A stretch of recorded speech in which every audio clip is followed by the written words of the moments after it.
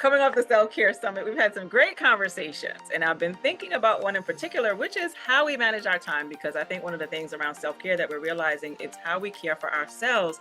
But a lot of times we don't really feel, I don't want to say we don't feel organized enough. I don't even think we're thinking about organization and what it means. And probably that's why we feel so overwhelmed. Like there's all these pieces moving and we have no idea what to do with it. So instead of keeping track of things, we're just kind of scattered and barely keeping it together. So to help us pull it together and get ourselves together and really settle into this concept of making space for us, our needs, and what we want, I decided to bring in our resident productivity pro, Miss Coach Lee. Because I wanted to talk about how to really spot when our system really isn't working for us, how it's working against us, and maybe we need some things to get back in track or get in alignment, whatever really works for you. But we want things to feel lighter for you and less like a burden, a chore, the overwhelm, all of those things, right? So let's see now what she has to bring to the table. So, hey, how are you? Come. Hey, hey, hey, I am good. How are you? I'm good and ready for this conversation because I think I need a little bit of it too, child. Don't we Some days all? I think I'm together, and most days I'm not. So I would love to just kind of hear, this idea of the days that we're not and spotting the overwhelm. Like, what are some of the signs that we are not managing well at all, whether it comes to work, our time, or even our homes, right? How do we know that we aren't doing well? Irritability probably is a good place to start. Like, what's your go-to emotion when you're frustrated, when you're upset, when you're angry? Like, I know some people cry out of frustration and anger. Some people like get snippy or get short, have easily annoyed. Check those emotions. Like, you. And in knowing you, what's typically your go-to response emotion when you're annoyed, Yeah. aggravated, and you feel Yeah. bothered? When you Okay. start feeling that more regularly, or if you Mm, start feeling that when you can't even necessarily put a specific pin on, oh, this person cut me off. This is why I feel annoyed. You just going through your day and you're being short with people, but there's nothing specific that has happened to where you're doing this. It's probably because you're feeling overwhelmed internally and your body's trying to let you know, hey, we not okay in here. I'm trying to let you know. we're not okay. Yeah. And we don't always make this connection to that we're not okay, or even how stressed we are, or that the fuse is getting shorter and shorter to productivity. Why do you think we don't kind of link that together? Because we think about burnout and overwhelm, which is Yeah. anti-productivity in a sense, but it goes to your productivity because oftentimes sometimes that overwhelm and burnout comes from that go and trying to catch up.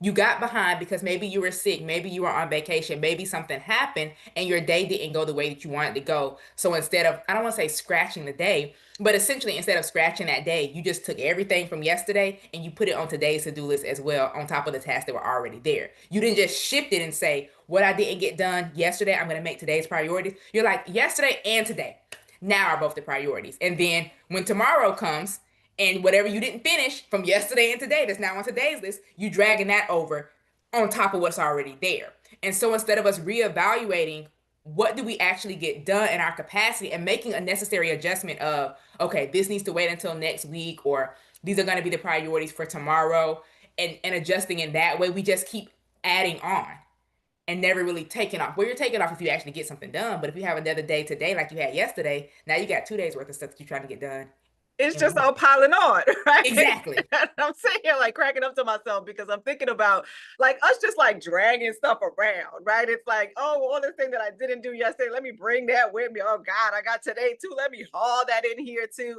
And we're not even thinking about how much we're hauling. We're just trying to make it all work. And I'm sure if you're listening, some of this relates to you. And if it does, make sure you let us know. Drop it in a comment. Like, yes, I've been there. This is me. And I feel like I'm hearing almost like a lack of awareness because and maybe no strategy and maybe no system where we just think I'll just move it, right, or I'll just do it, right, or I'll just get to it, and the list grows and grows. And I see this a lot with people too, where like the list is like stupid long, or they got like 15,000 like post-it and notes with stuff. I'm showing you because it could be me, right? And we're not really navigating well. So then what are we missing? And before we get to like the strategy of missing, I'm wondering if it's like a mindset that we're missing. Is there a thought that has to shift for us to get to we need to do things differently?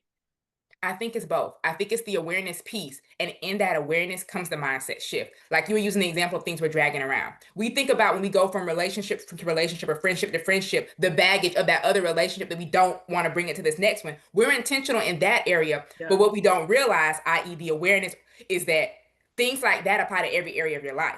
When you leave one job and you go to a new job, you hopefully you've learned lessons. And so you're bringing those lessons to the new job or new business the same way you do with relationships, but are we making that same connection to us? Like, are we making the connection of kind of how we were talking about on in the summit? Like, are you aware of when that burnout is starting to come on you? Like, are you noticing the signs? And so the awareness of, hey, I see this happening, to the mindset shift of, if I can do it in these areas pertaining to other people, why can't I do it with me? So shifting your mindset to say that the same way that I don't bring, baggage from past relationships, from past jobs, from past friendships into new ones, I don't bring the baggage of yesterday into today. We talk about shifting our mindset. Like a phrase that I love to say is, if you change your perspective, if you change your mindset, you can change your life. Perspective is how you're looking at it. How are you looking at your to-do list? How are you looking at the things to be accomplished? Do you believe that you can do them? Oh Now my you God. knew that, and I want to say you knew, but it's unlikely that if you didn't get it all done yesterday, that today you suddenly gonna get that done and this done.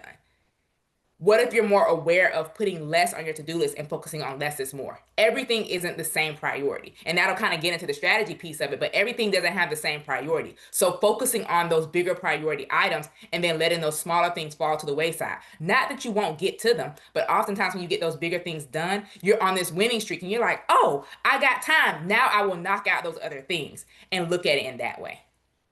Yeah, so we about to drop the elevator a whole nother level because I think, and even still before we even get to like the practicality of the strategy on how we do this in this mindset space, getting comfortable with the idea of maybe doing things differently, right? Because why do we have to carry the baggage? Why do we have to just pile everything on? Like, why do we feel like we need to move that way, especially if it's creating more like pressure for us, more stress for us, more hustle for us? How come we can't choose like a more like gentler or supportive approach for us? Or why don't we equate doing less? Because you use the word doing less. Why don't we equate doing less with achieving more? Or that just doing less is okay? Because we think of less as less than. So if I'm doing less, I'm less than the person who's doing more. But are the less, and I'm using the wrong, tense of the word, is the least that I'm doing more important than the more that they're doing? They did 100 things, but were the 100 things that they did busybody tasks that actually moved the needle?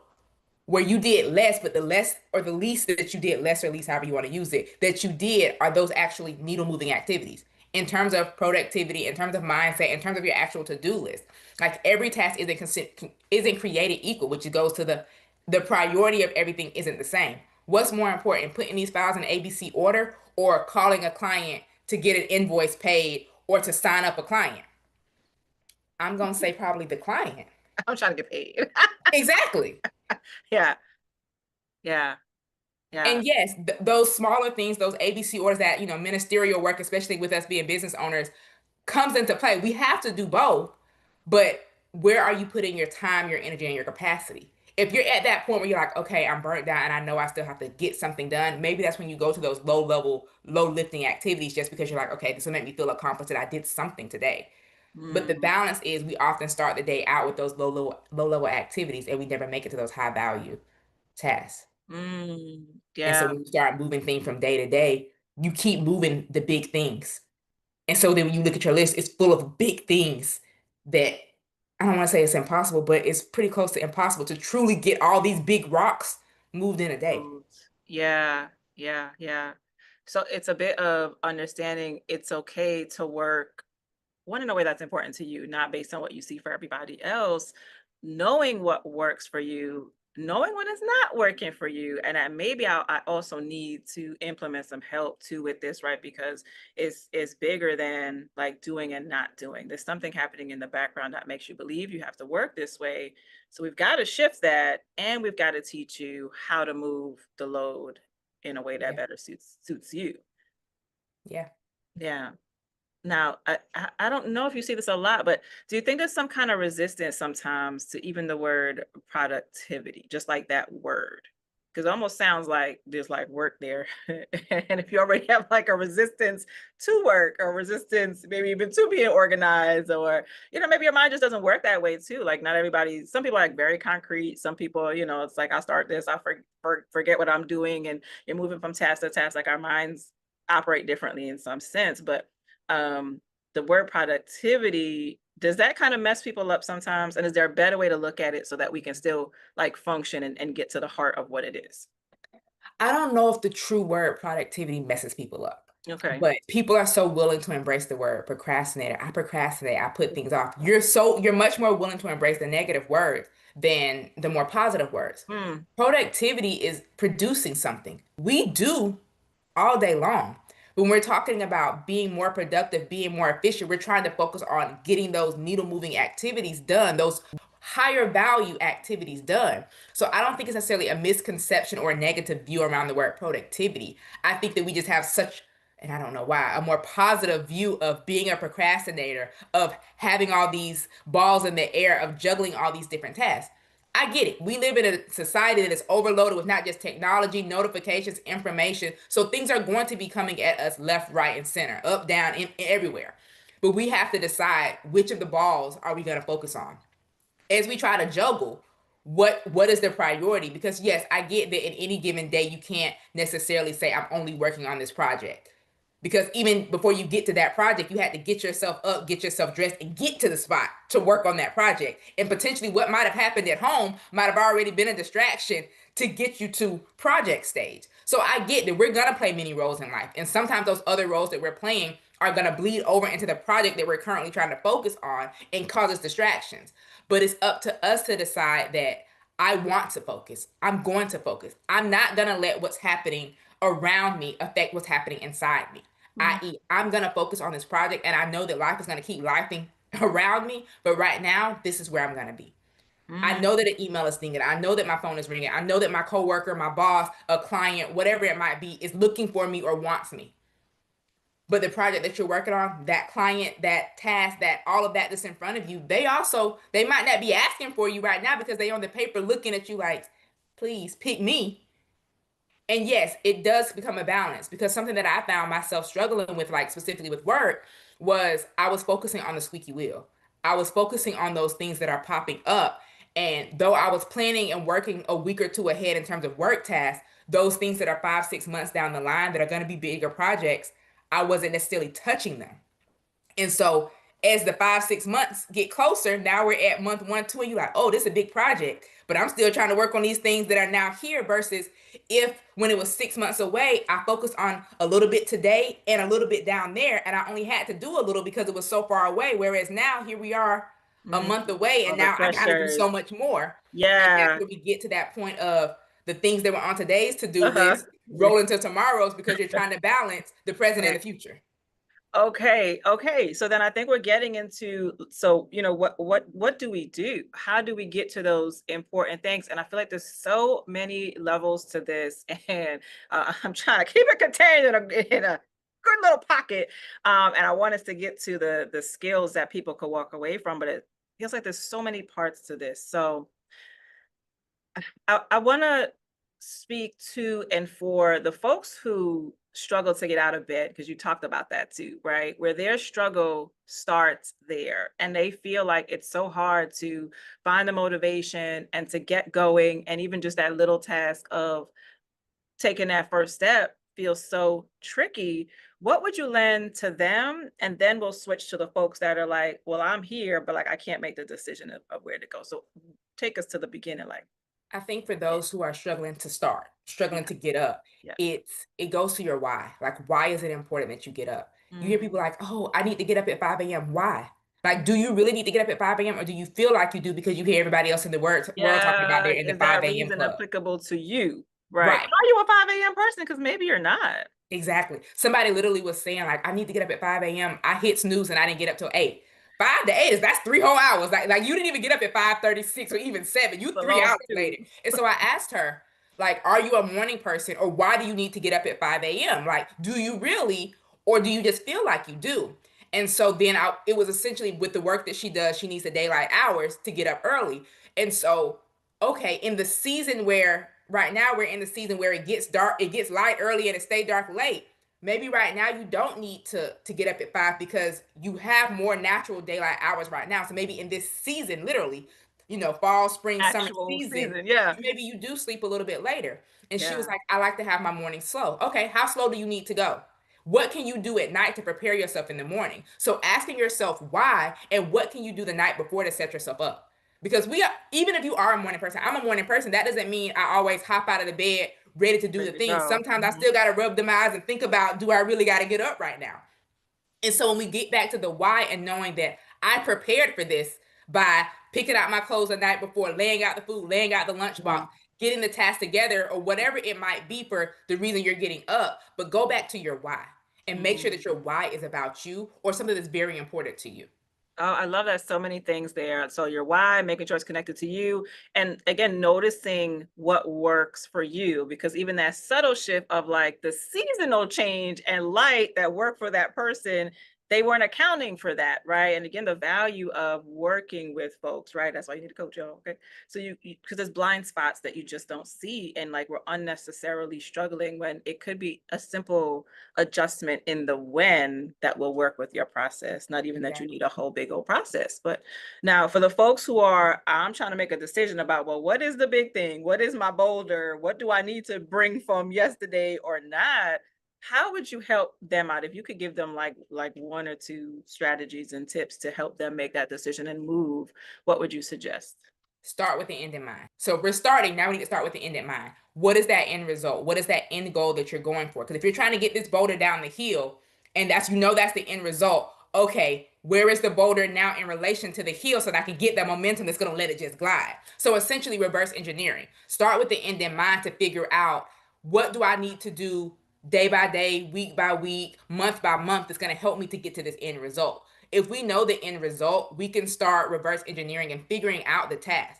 Because so often we see the end result and we're just like, I just got to do all these things. Whereas, like an example that I was using, Mhm. dates that are 6 months down the line, if I just do a little bit every week, it doesn't even have to be every day, or maybe even honestly, a little bit every month over 6 months, I'm going to make some significant progress because once the thing starts getting closer, i.e., a month out, that's going to make it a more high priority type item on your to-do list. So you're going to be spending more time in that task at that point.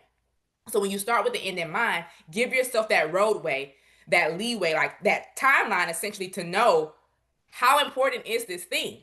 Because maybe if it's something that the end goal is a month or 2 months from now, it might need to be a lot more high priority than something that might be 6, 8, or a year from now, though there's still things you need to be working on. So start with the end in mind to reverse engineer, to create yourself a timeline so that you can make it realistic, so that you can make it work for you. And I guess second part of that, going deeper with that, is once you know the end result and you're working on this timeline, we talk about capacity, we talk about what's going on around you. Like, look at what's happening for you in this season.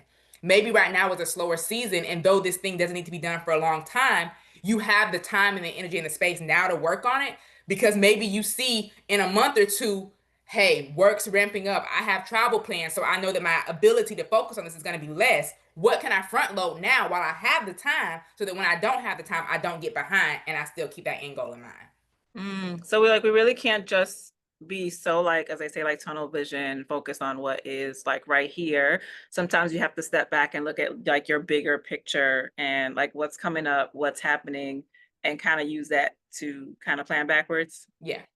Okay. Okay. Trying to sit in the shoes of like if I had way too much to do, where would that put me? So if we, all right, so we got y'all out of bed. We got you to making this decision about what you need to do and thinking about what's ahead. What about for those that like they kind of get there, they have the best interest in mind, and like emotionally they kind of get stuck too, right? I even think of like, high performers where it's like there's just so much going on, all the responsibilities that it almost feels like I can't slow down enough to look at the bigger picture, or there's just too many things happening. And again, back to this like overwhelmed kind of space. What would you lend to them? Going back to your why. Because if you go back to your why, maybe you'll see that yes, I'm overwhelmed, yes, I'm stressed out, but I'm focusing on things that don't go towards the bigger goal. I know that there are going to be times that we have to do things that we don't want to do. Adulting Mm. can be ghetto in that way. But in the midst of that, are you doing more of the things that you don't want to do? Do you actually have to do it? Because sometimes we're doing the thing that somebody else could do, So it's whether more like that be a delegating it delegation. with Man. business, within the home, within work. Are you doing it just because you feel like you have to? Are you doing it because you want to? Are you doing it because you need to? There Mm-hmm. are levels to it all. Mm-hmm. So I think that when you get to that place of like overwhelm and burnout, that's where I know you don't want to because you feel like you don't have time to do it. But do you want to spend more time spinning your wheels, wasting time, taking no action? Or do you want to pause for 5 or 10 minutes, take a step back and regroup? Okay, and why am I overwhelmed? Why am I stressed out? For me, when I get to that feeling, my step back is I need to do a brain dump because there's too much going on. So I need to get me a list in front of me so I can see, okay, What is now it? that I have this list, it's manageable. Where can Mm. I delegate? Where can I prioritize? What is the priority from this? And then I now have essentially a game plan again to start to take action. So you're not carrying the weight. You said I'm gonna put it down and decide what is mine to carry and what can I Right. share, give away, or maybe not even do because maybe I don't Right. even need. Because Mhm. maybe you do have to do it, but do you have to do it today or right this minute? Okay. Okay. You've given us some powerful things to think about. Thank you so much. I appreciate you and the energy that you brought to this conversation. And I think just so many things and aspects and ways to think about this. And I hope in some way we've covered who you are and where you fall when it comes to being productive and getting things done and the experience that you have, because we know it's not always easy, especially as women of color, and the sense of responsibility that we may have. And sometimes that's actually the case. We are in these positions where we have a lot going on, but I think she really just brought you back. And it's such a good reminder that productivity is not about cramming in more. It's about making room for the things that actually matter, going back to your why. Coach Lee, thank you so much for breaking this down in such a simple, digestible, doable way. We'll make sure to drop your information in the follow up and wherever you guys are seeing this so that everyone can connect to you. If you guys have questions, drop it for us too. And I hope you guys will take some bit of this and start working on it. And also understand too, if you're not able to, it is okay. Like reach out to her and get support. Maybe there's things that you are not seeing a way of life that you've been flowing with, but as you even slow down and come back to awareness, you realize, well, this is just not working for me, and what I have does not feel good. It doesn't feel like support, and that's what I need. I want support and not stress. And I care about me enough to know that I need a little bit more help, right? But in the meantime, again, Coach Lee, thank you. Such a pleasure. Everybody, so good chatting with you, and we'll see you all soon.